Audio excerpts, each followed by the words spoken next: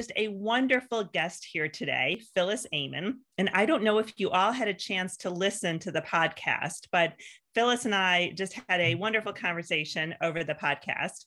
And then we just wanted to delve a little deeper about our aging parents and are they getting what they deserve? And, you know, this is always sort of a timely topic in so many different ways.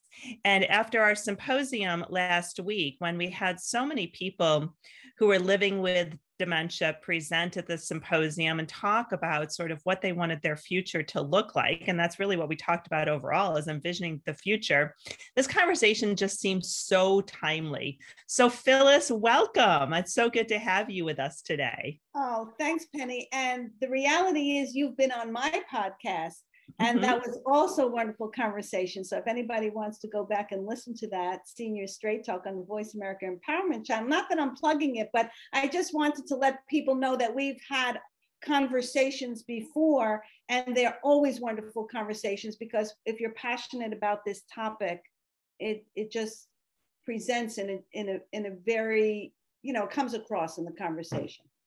Oh, it does so much. And I encourage people to check out your podcast, Phyllis, not just for my appearance, but because you've had so many really cool guests on, especially like as the pandemic has gone on. Phyllis is like this Twitter whiz. And so, through Twitter and social media, I think she's gained like all these different followers. And she's become, but I have, but well known. But one of my favorites, my all-time favorites, is Bill Thomas. I can't even say his name without like being ridiculous. But I recently had a wonderful podcast interview with Mark Parkinson, and that was very enlightening, actually.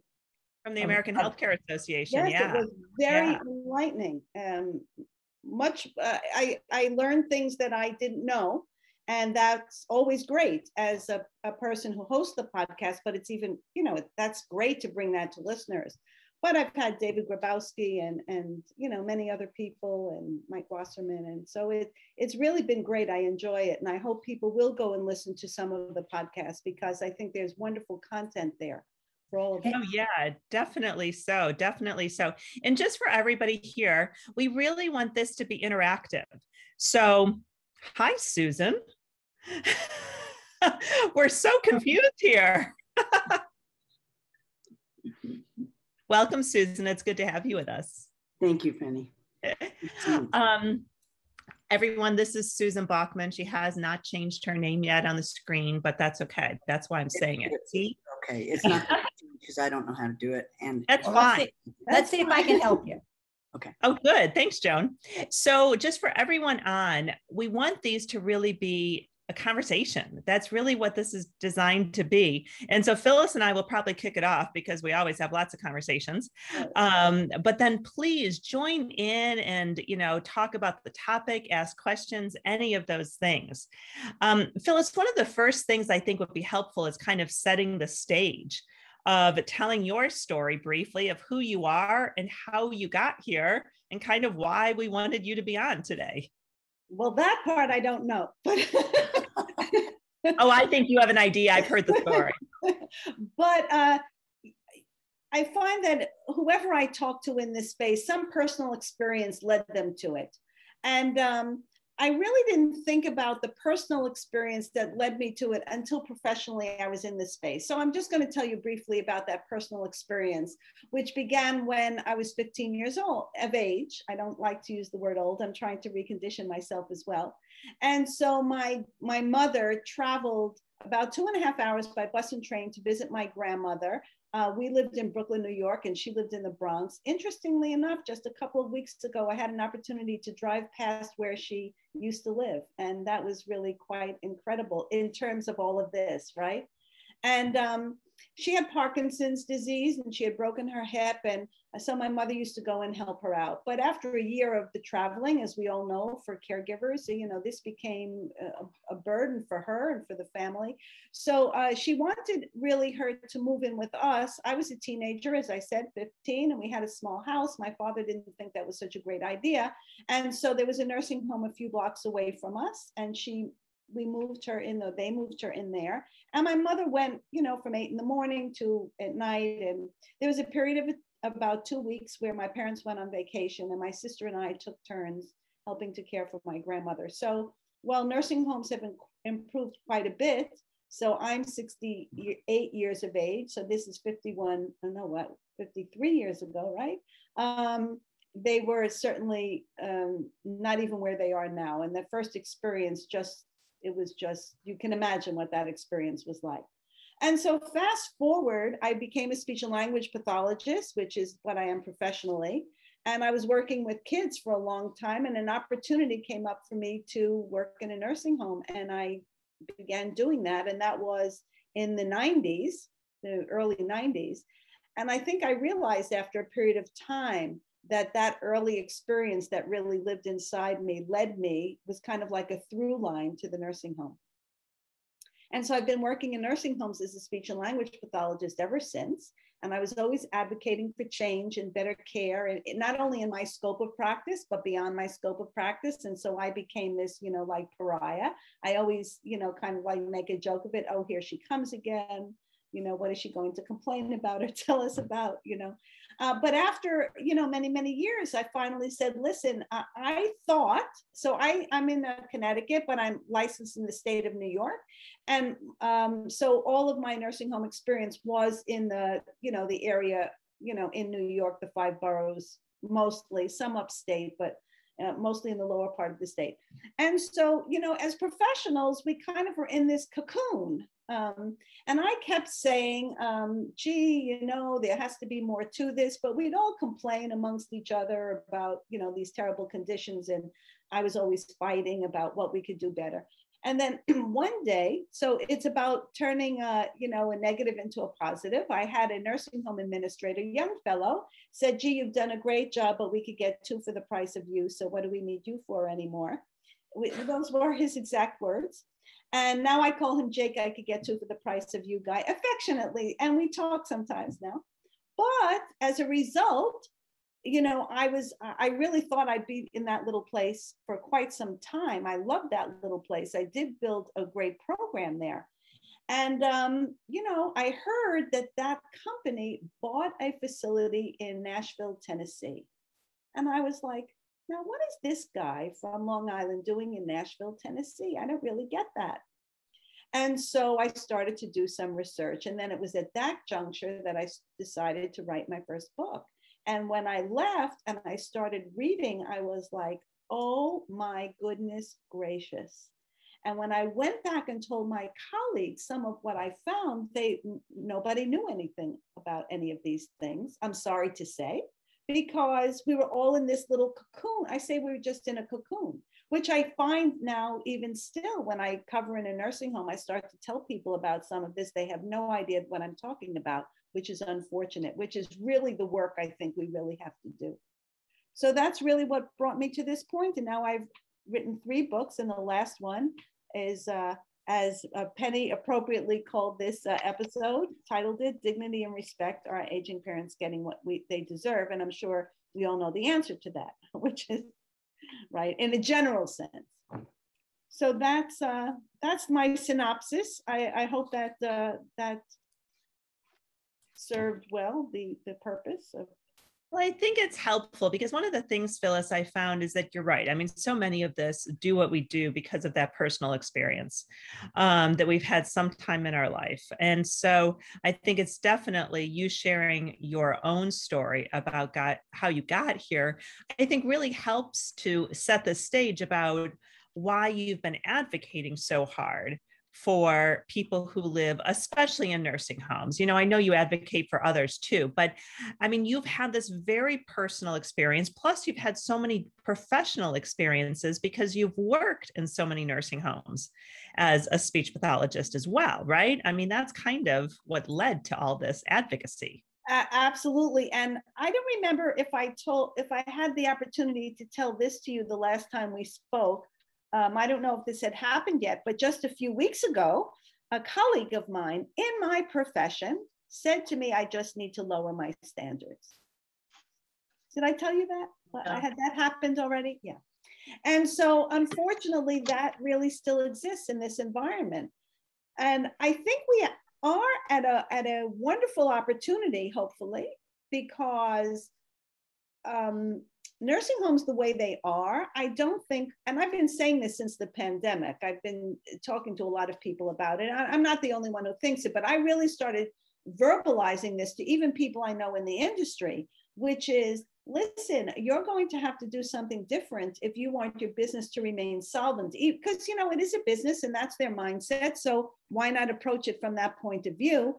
And so what are you going to do differently? Because the pandemic not only has highlighted what we know has been in nursing homes, the situation, but people now don't want to go to nursing homes even more. And so what are you going to do to keep your business solvent? So far, I haven't seen anybody budge at all, I'm sorry to say. So I thought it was particularly interesting that Mark Parkinson collaborated with Katie Smith Sloan from Leading Age to create this Care for Seniors Act to try and really make some changes in the nursing home environment, which doesn't even really touch on culture change and Pioneer Network's mission, but it's kind of maybe starting a little bit of a conversation. No, I completely agree. And I think that, the really interesting thing is when you told me that story about somebody telling you that you had to lower your expectations. I don't know if you remember this part, but I had just been on a podcast and somebody had asked me about, what we need to do as consumers. And I said, we need to raise our expectations. And so it's just so funny because I have this belief that we have just set the bar so low. Correct. We talk about regulatory compliance. Okay, if we meet regulatory compliance, then we can be a 5-star home, right? I mean, and I know there are other factors in that, but I'm being simplistic here. No, I get it. Is that really what we want? Is to just, meet the minimum requirements?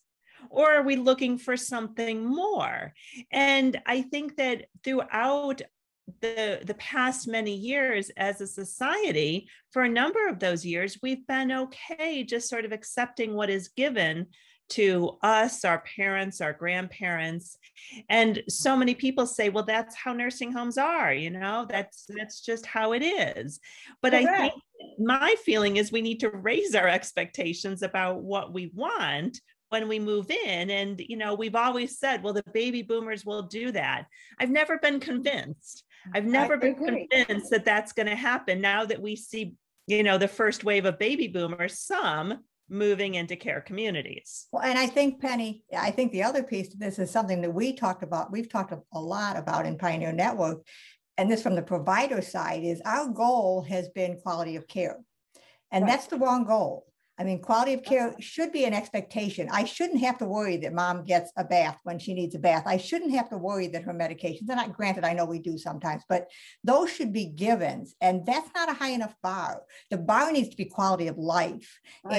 You can provide great quality of care and get 5 stars and all those other things and miss the bar on quality of life. But a lot of us argue that if you set your bar at quality of life, having good care is part of having a good life. So it's going to happen. So it's a matter of us taking that bar and saying what we're trying to create here in the homes that we have is truly quality of life. It's a place to live, not just a place to wait out your last years or whatever. It's truly a vibrant home. And we have all lived in all kinds of different homes in our life. So, yes, it doesn't look like that single family home that, I grew up in, but it can still be home because home is about relationships. It's more than it is about the building. So that's the goal we need to go for. I agree 100%. I was in a facility and it is a traditional nursing home facility. So I'm using that word intentionally. For 3 days, covering earlier this week. And it is a question, I think, how far are people willing to go to demand the standard that they feel is needed for their loved one, which will ultimately might be for themselves, right? So people are reluctant to do that. And I was working with this one woman whose husband has Alzheimer's, and he's I don't want to use a stage word, but he's further along, but he's still conversant to some degree. And, I kept telling her, if I were you, I said, I can't tell you what to do, and I don't know what your personality is. I'm not working with her as a consultant. I was there covering as a speech pathologist. I said, but I would go ask the director of nurses or the administrator about, his medication that you're very concerned about, or the fact that, such for 24 hours they didn't feed him. I would go to the director of nurses or the administrator, and it's a very small place, and the director of nurses office is right there. And she said, maybe I'll make a phone call. I mean, and she's very involved. She's there every day. I think people are reluctant because they've heard so many stories about what happens in nursing homes. And I tried to get her, to move her along a little bit, but I don't know if she, I was only there for 3 days. I shared contact information with her because, hopefully she'll reach out to me and maybe I can guide her a little further along. But people are reluctant because they feel what will happen to their loved one when they're not there. And I think that's a whole mindset and a whole culture that we really need to address in a major way. I think it's a mindset shift. I mean, wouldn't you say that the owners, the operators, if they embrace some of this mindset shift, that it's like trickle down, right? That's the bar they have to set. Are they willing to set that bar for those places that are willing to embrace culture change? That's a wonderful thing, but how do we get the other people to do that? Well, and I'd love to open it up and have other people, have some thoughts about that question. How do we do it? And what are your thoughts about that? So in Canada, we've been working on new standards for long-term care, national standards. In the province of Alberta, they actually are working on different standards for long-term care. I've just put the report in, a link to the report in the chat. What they have done is the number one focus is on quality of life. And currently there is no definition of quality of life in any of the standards in Canada for long-term care. And so there has to be a definition of quality of life, but yes, it needs to be included in the standards. Now, this is a report, as you all know, the difference between policy and funding, there can be a large gap. My sister used to refer to these reports as shelf liners, and somebody else called them door stops.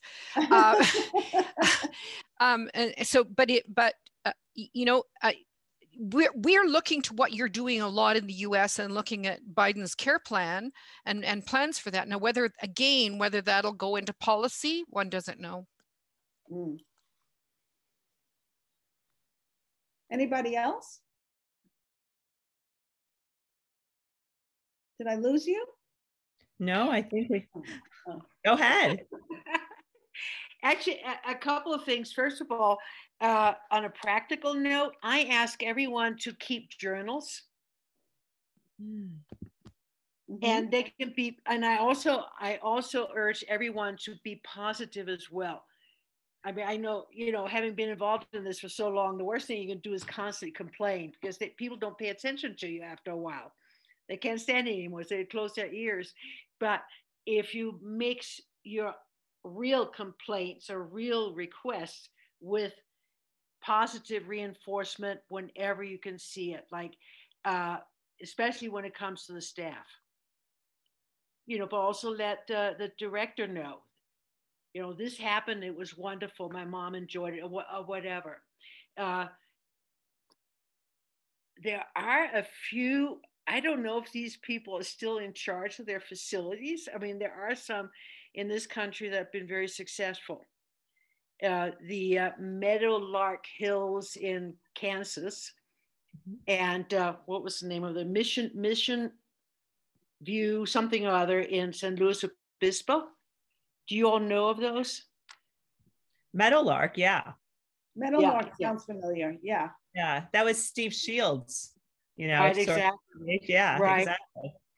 Yeah, and I don't remember the Mark or Marshall, I think, from the one in San Luis Obispo. They had, I don't know if they still have it, a wonderful program where they really not only got all their residents involved in each other's quality of life, and but in actually running the facility and in the community. It was like a give and take. It was interesting. Yeah, very interesting. So I'll leave my information down here, by the way, for those of you who don't know me. That would be great. I love your point, though, about making sure that there's affirmation of the positive, because I think that that's sometimes what really gets us into trouble. And you're right, people stop listening, is when we don't acknowledge that. And some of you know, I used to be an ombudsman. And when I started off as an ombudsman, I had this great mentor. Her name was Julie. And one of the things that Julie taught me is that the people who are actually doing some of the hardest work in a nursing home often don't get accolades. They often don't get positive affirmation. And so it was one of those things that I would watch her when I was first starting off. And she made sure that before she talked to the director of nursing or the administrator, she talked to the CNAs.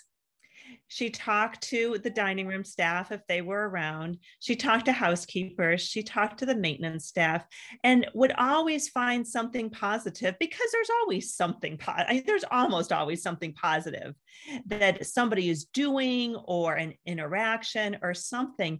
And that made such an impression on me, because it just seemed like once you do that, and it's all about developing a relationship with people. And if you're always coming in with the complaints, the relationship you develop is kind of negative. And so it's much better if you just like talk with somebody and affirm the positive of what they're doing, and then you can bring up some of the issues that you have. So Susan, I see your hands up. Welcome. Good to see you. Hey, thank you. I finally got on here.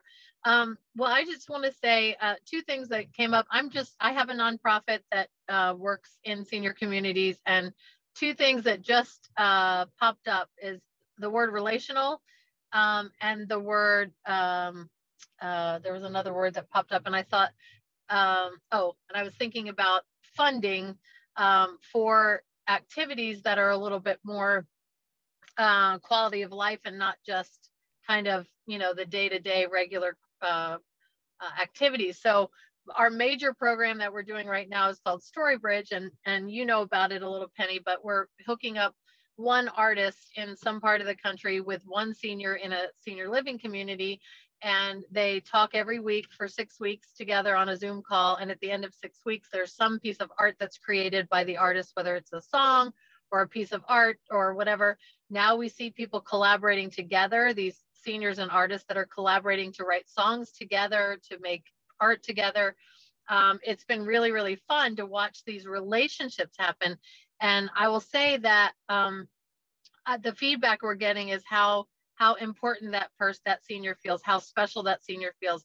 Of course, the quandary we're in is, how do we get all these seniors hooked up with each and every one of them that wants an artist hooked up with an artist all over the country?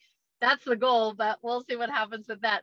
And then I was thinking real quick, when we had, so they're doing a documentary, a little sizzle reel about us. We met these people and they wanted to do this thing. And so it started, and we went into this one community in South Carolina and spent like 3 days there. There was tons of activity. In fact, I was worried about it being the people getting too tired.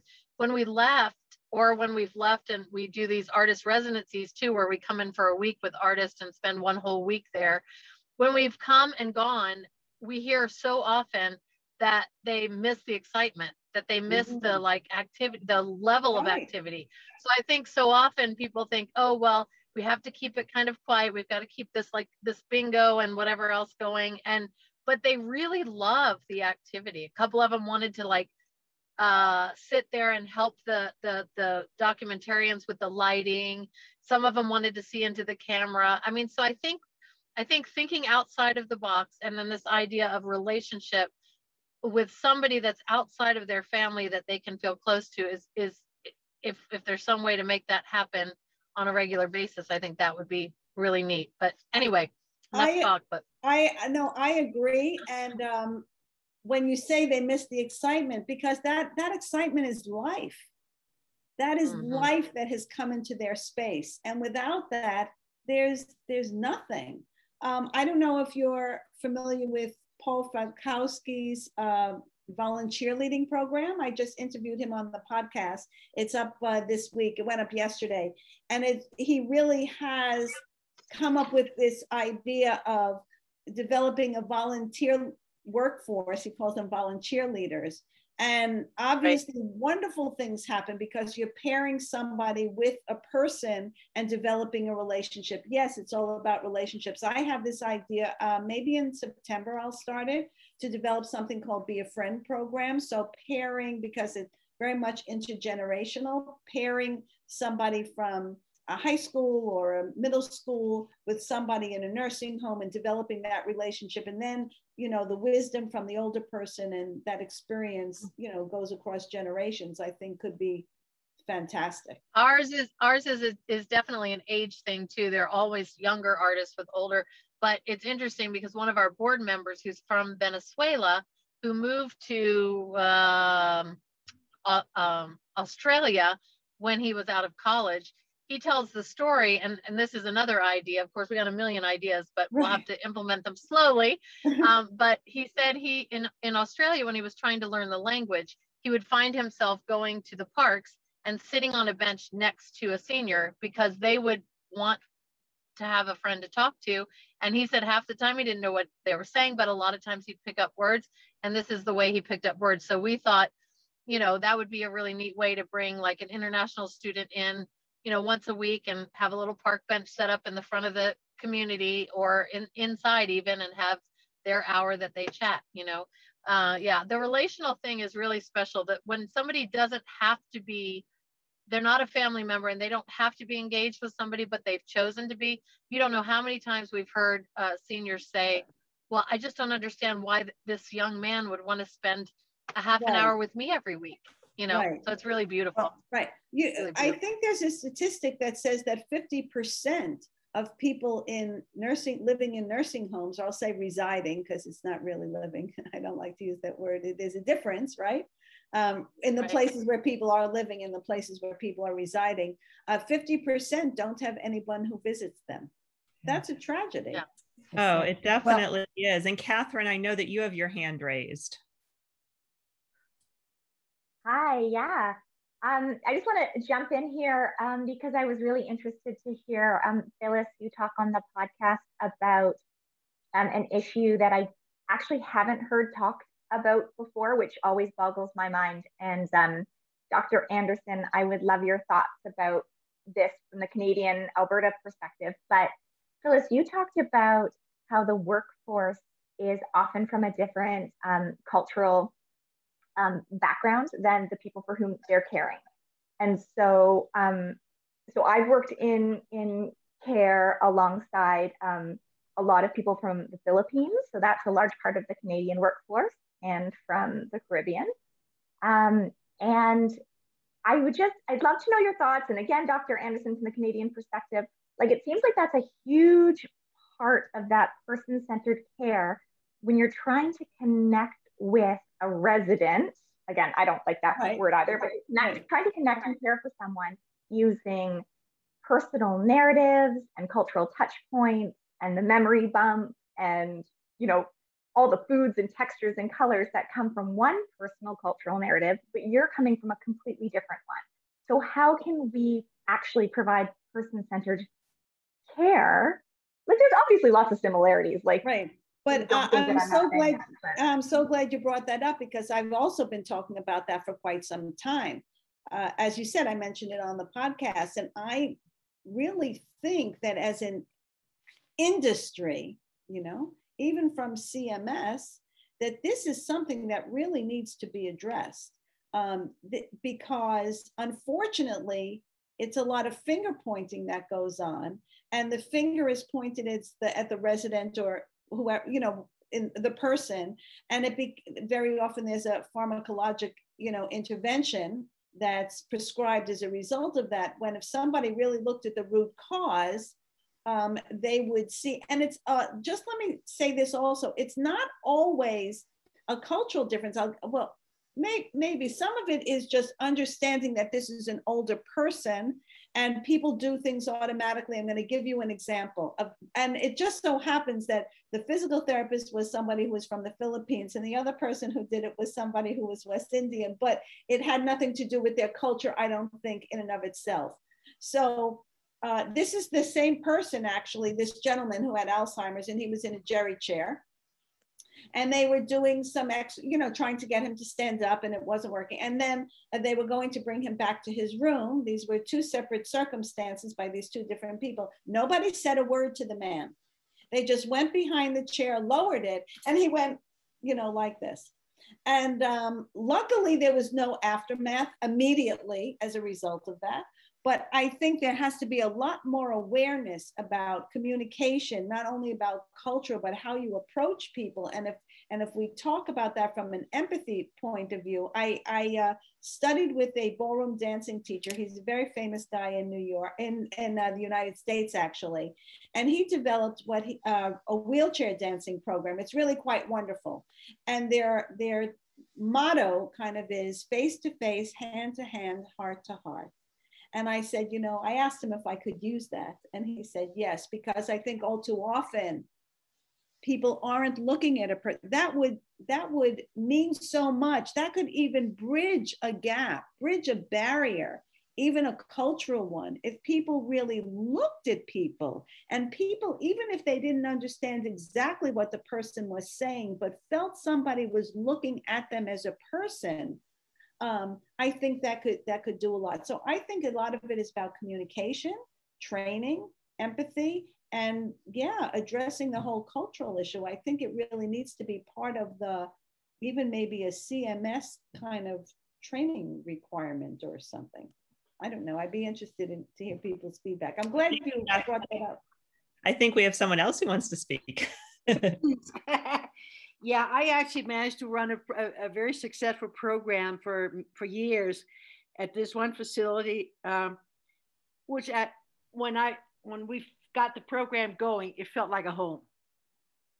It no longer felt like a facility. The director was totally disconnected. That's why it worked. She didn't get it. Anyway, what I'm finding in general is that we overthink. We plan programs, we plan this and that and the other, and we try to fit, even we're coming from the best places and from loving kindness, right? But we're still trying to slot people into these niches. And even in this conversation, we're doing it. Mm-hmm.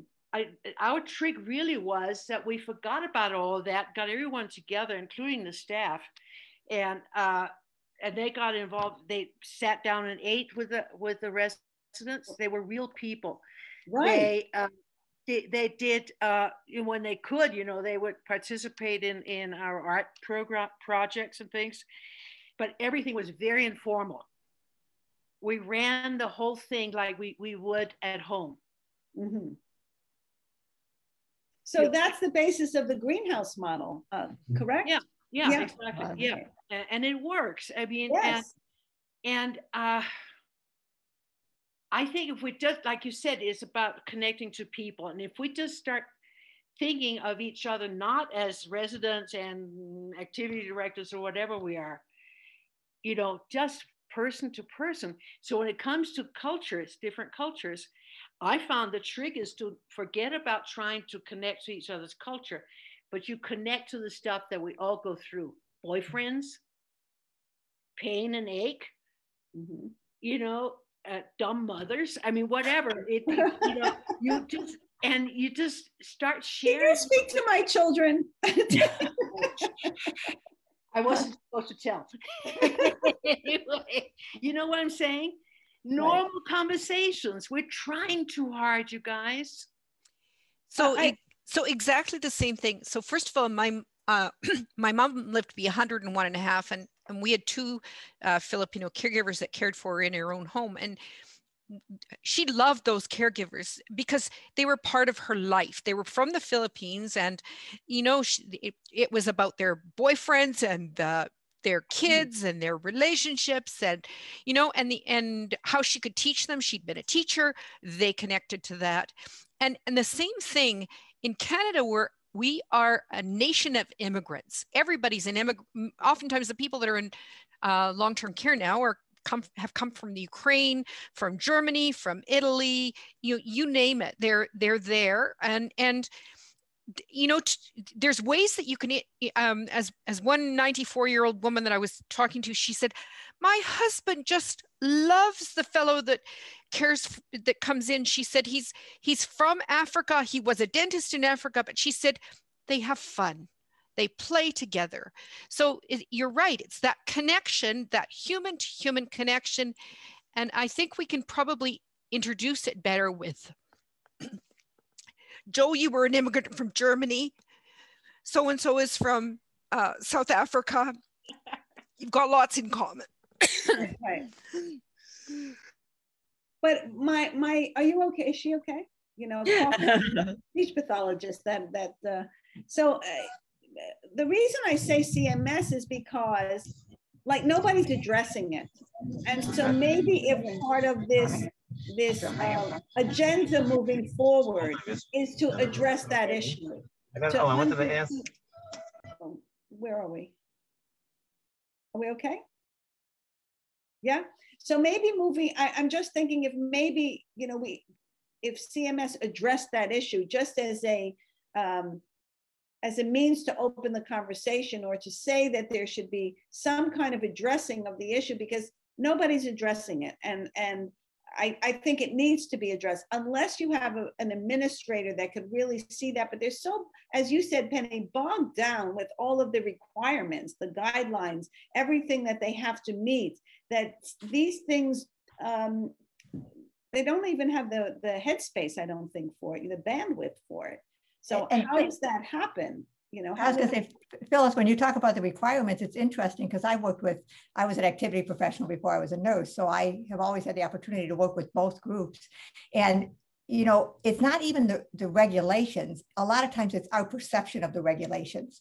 For instance, if you ask somebody how many times the word activity calendar appears in the regulations in the US, the answer is 0. Right. And yet we live and die on the concept that we have to have this jam-packed activity calendar. Nobody can read anyway. No, and that's not the way we live our lives. We don't get up and have something all day long. So I think one of the lessons that we're hearing is being learned, maybe not by everybody that it should be learned by, but by many, is from this pandemic. What we have learned is, you know, we had to give up all the group activities. And was that all bad? And so when we come out of this pandemic, shame on us if we pull out that crazy darn activity calendar and say, good, we're back. You know, instead, you know, and here's a blatant plug. Our next symposium is on envisioning the future, finding meaning and purpose. I love because that. It's that relationship. It's thinking about this differently. What do residents really want? Are we listening to what they want? And I had the opportunity to speak yesterday with one of our speakers. His name is Scott Smith. And he shared with us before on Pioneer Network, but he's developed, and I know others have done similar things, what he calls a club model. And when you think about it, it's common sense. It's the way we live. We tend to all find things that we have in common, that we enjoy doing. And I don't get together with a group of 50 people to do something. I get together with a group of 3 or 4 or 6 people that we have something in common with, and we share that. So we all like photography, or we like to go walking, or we like cooking, whatever it is that we like.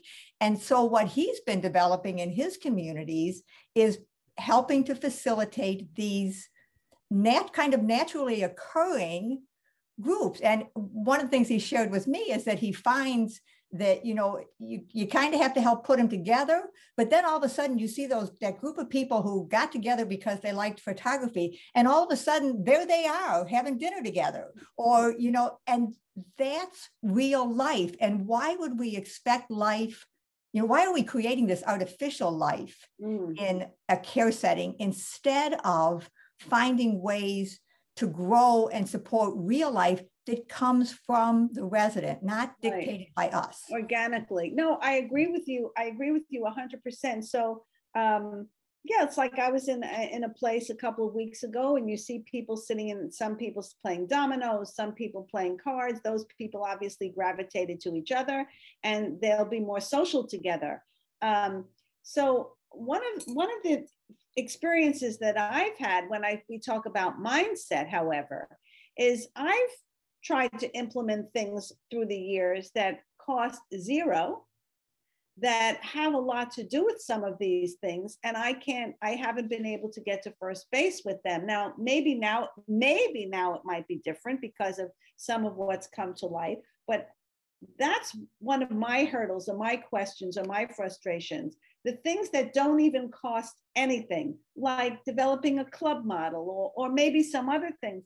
How do we get people who have this fixed mindset to embrace some of these things so we are creating a better quality of life for people, even if many other things in the nursing home don't change? Well, I think it's a good point, Phyllis, and I have a comment too, but Susan, your hand has been raised, and so you've been patient. I want to give you a chance to comment. I was just going to say, along those same lines, when we did our artist residency, they were talking about memories that came along with certain music, and we were in a group. There were probably about 15 in this one day that we were there, 15 seniors and the 4 artists, Broadway artists, and they were chit-chatting about all these things, in a group setting. And it was fascinating too to see how little the residents knew about each other. So one gentleman was talking about how his dad owned a hotel down by the pier, and the Andrews sisters would stay there when they would play on the pier, and he used to run and get them to their favorite Jewish deli and get these subs for them, and he'd run them back, and they always tipped really well. Each of them tipped him 50 cents, and that was a whole lot of money back then. And everybody in there was like, we didn't know that about you, Greg. And it started this conversation about another woman who used to go to the pier. It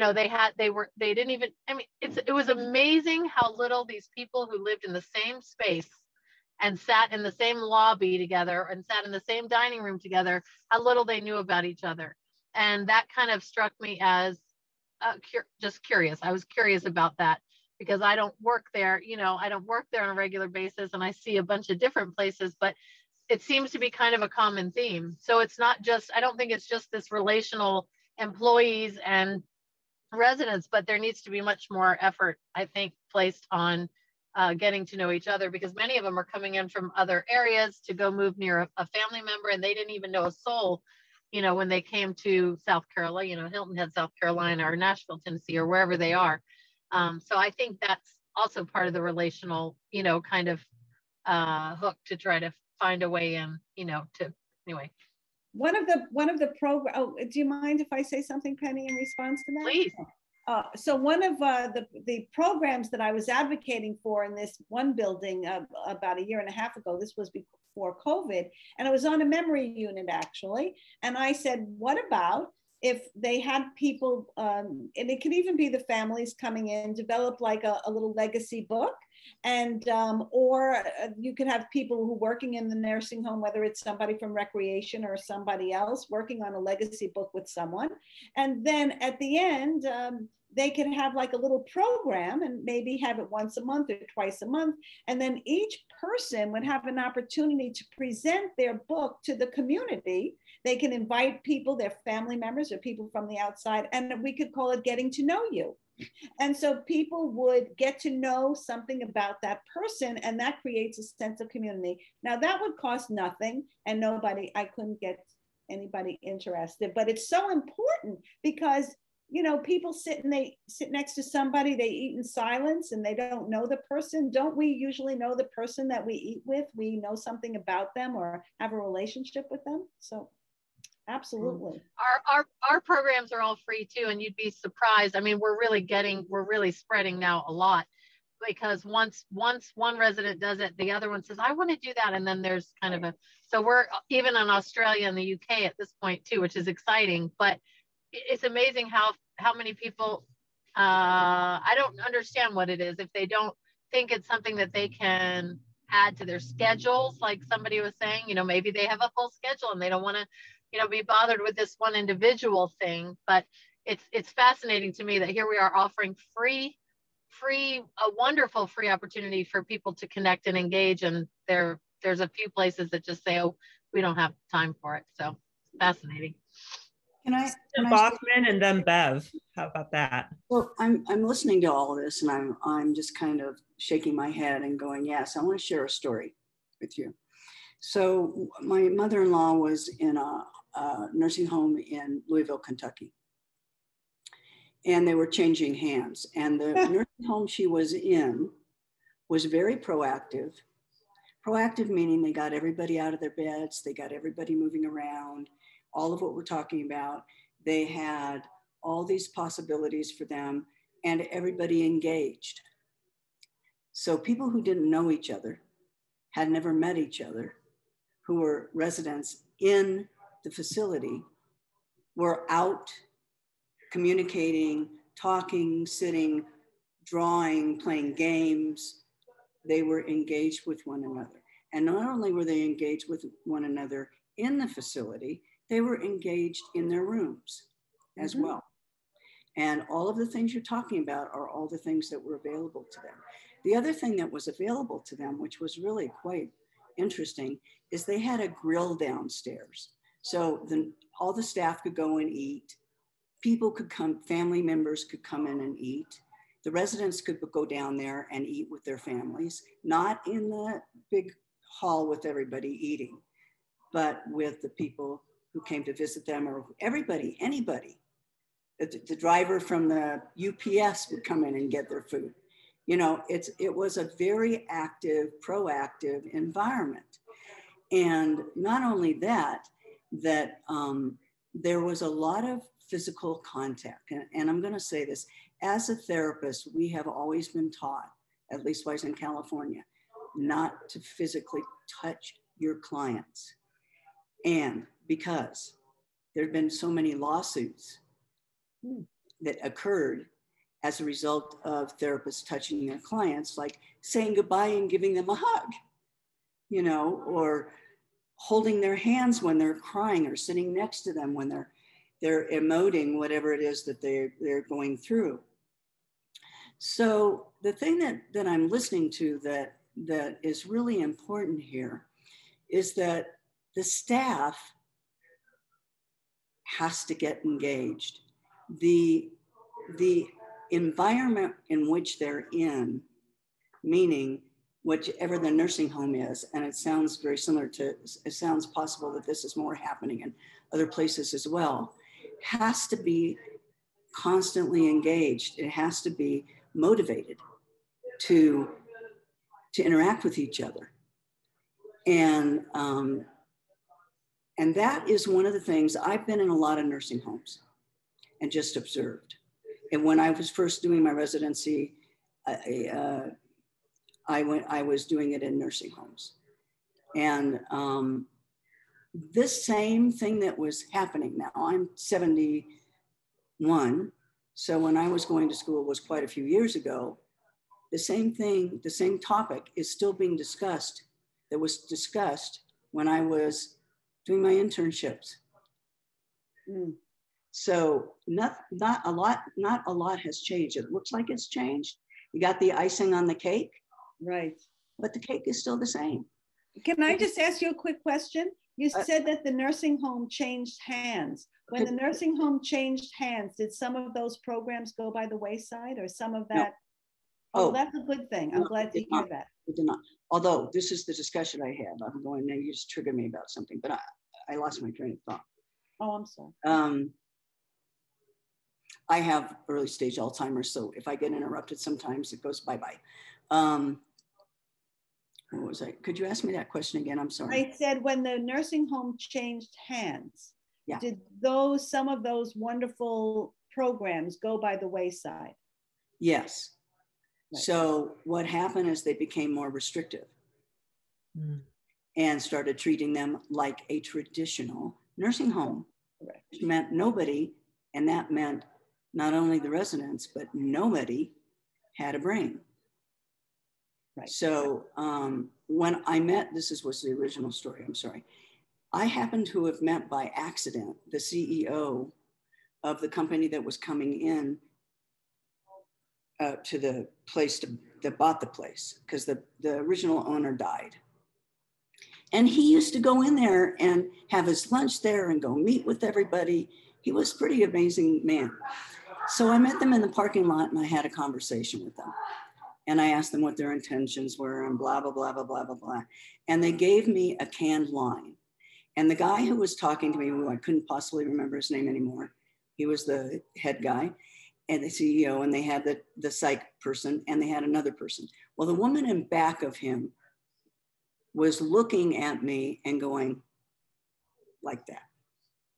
Ain't gonna happen, you know?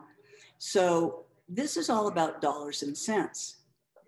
And when we talk about multicultural staff, well, multicultural staff, they bring in touch, they bring in caring, they bring in asking. They go into the room and they say, how are you doing today, Miss Runyon? How you doing today? And sit with people and get to know them and talk about and then they can start talking about their cultures and where they're from, whether they're from East Carolina, East Kentucky or Western Kentucky or wherever, or California, wherever. So some of this has to do with not only the staff is willing to do this stuff.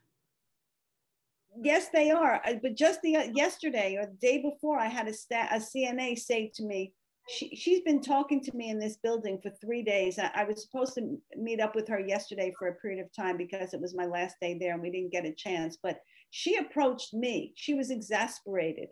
She said, what are we supposed to do? I have one person I have to feed lunch to and 3 people ringing. They have to go to the bathroom. What am I supposed to do? She was practically in tears. The day before, I don't even have time to get something to drink. They don't have enough staff here. And it's the same thing all the time. What are we supposed to do? So that they would love to do that, I'm sure, some of them, but I've been in situations where I was with somebody, I don't have the time to finish feeding this guy. I mean, because the pressure on them is so great for productivity, talk about putting people in boxes and numbers and finishing tasks. And it's a very difficult situation.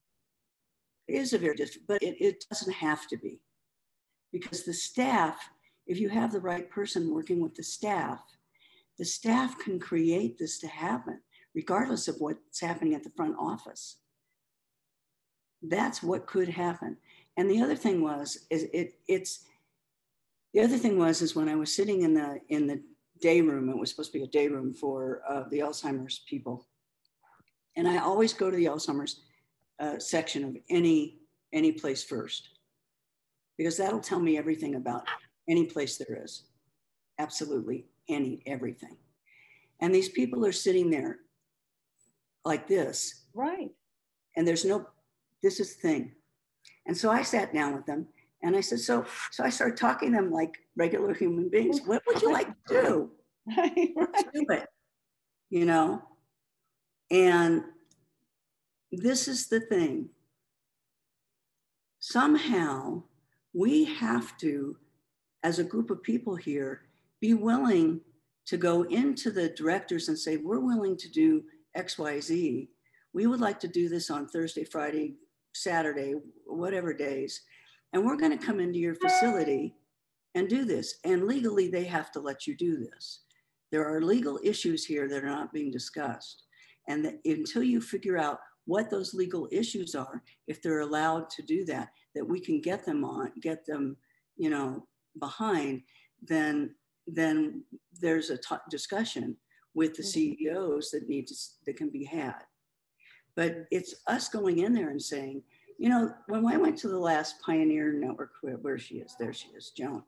One of the things is I had a discussion with somebody from Canada, these women from Canada. And they had all these really great ideas that they do. And they go in and they do them. When I go in and do them, I'm somebody from outside who walks through the facility, looks around, and goes and sits down and starts talking to people.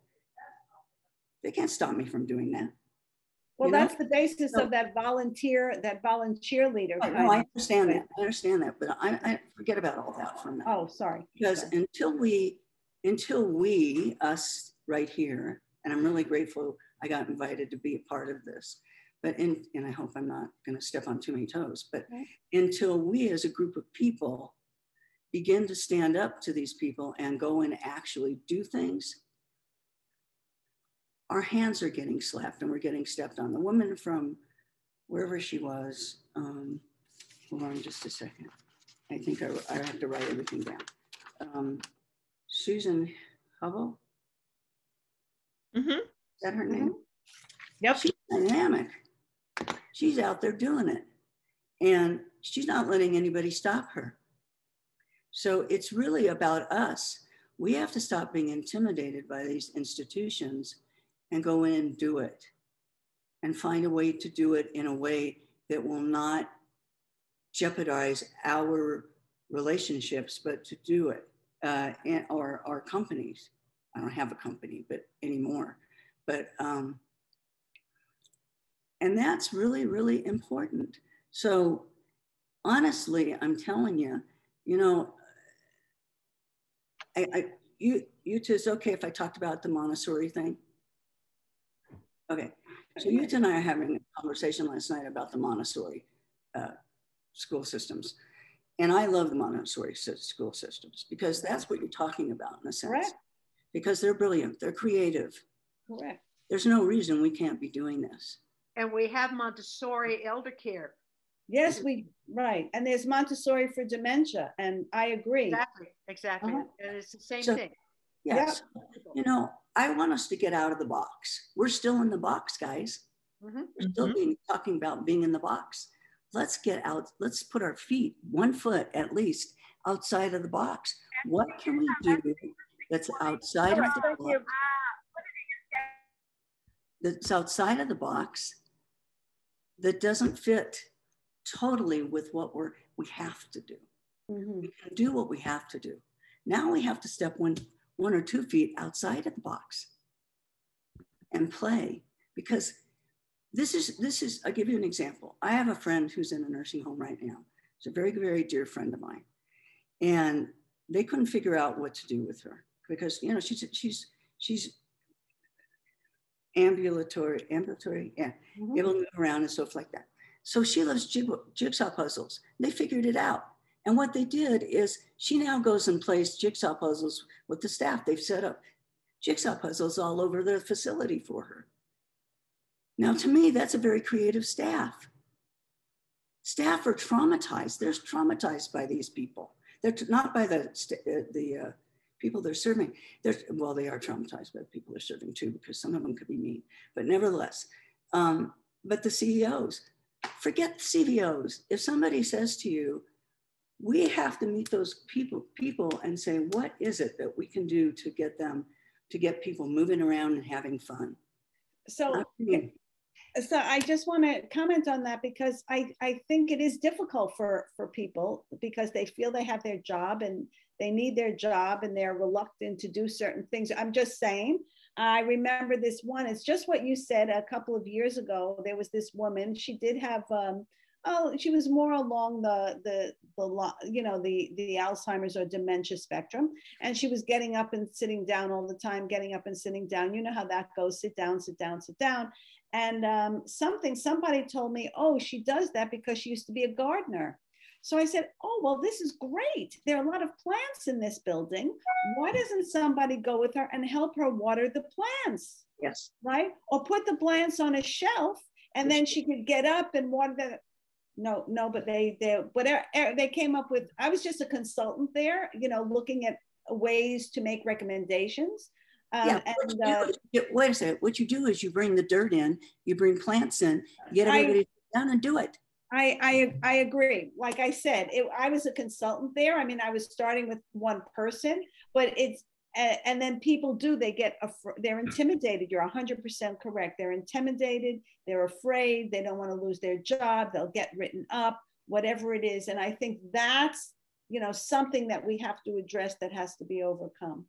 Right. And I just want to respect everybody's time because we're a little bit after the top of the hour, and Bev has had her hand up patiently, and I just want to give her an opportunity to comment. Thank you, Penny. I'm going to try and do this in 60 seconds. My head is sort of exploding. So I want to say I am not in this field.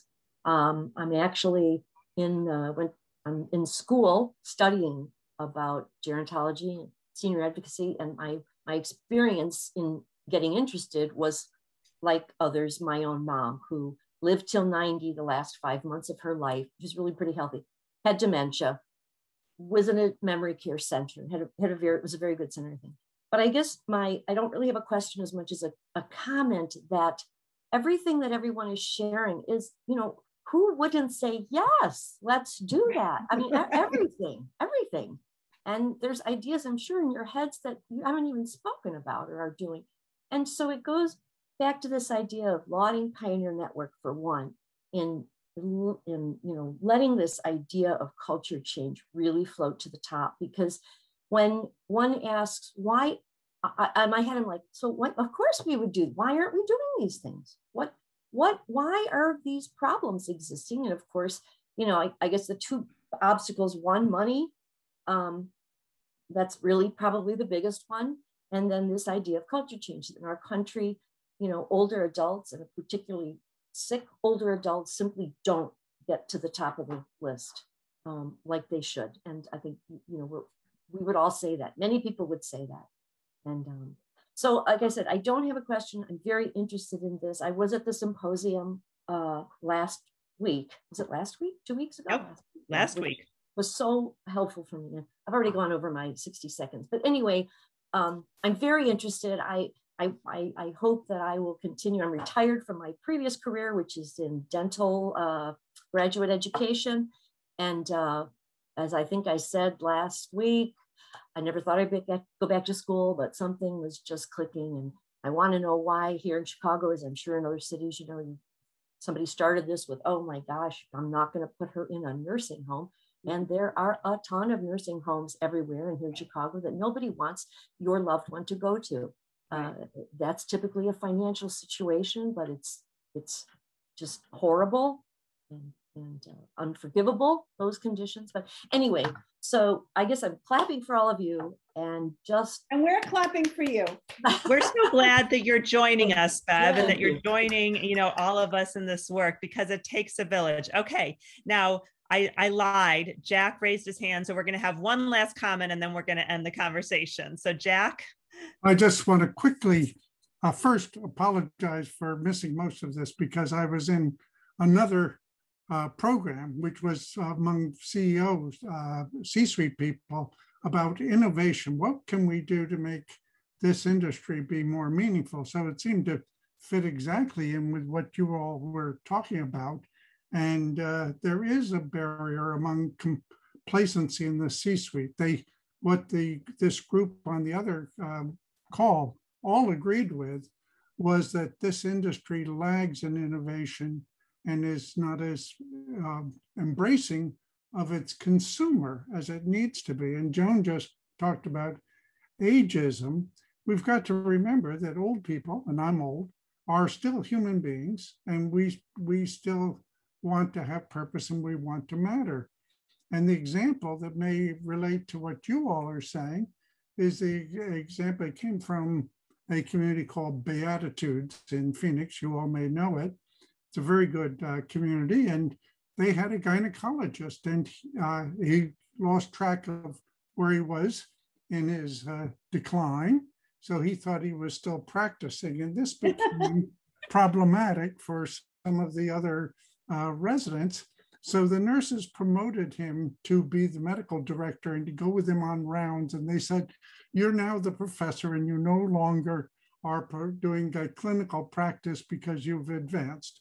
And he bought into that and lived out the rest of his life very Beautiful, beautiful. That is such a great story to end us with, Jack, because, for so many different reasons, that thinking out of the box that Susan talked about, the creativity, the knowing someone well, developing a relationship. I mean, there are so many things that illustrated that we had been talking about. So Jack, thank you for joining us when you did. And Phyllis, I just want to thank you. It has been such a pleasure having you with us. And I think that this conversation makes Joan and I realize that we may have to do it again.